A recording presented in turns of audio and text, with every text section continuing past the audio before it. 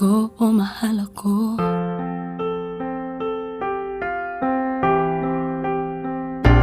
Kahit di ako ang mahal mo, kung mananatili ako sa'yo, ay baka matutunan mo rin na ako'y iyong ibigin.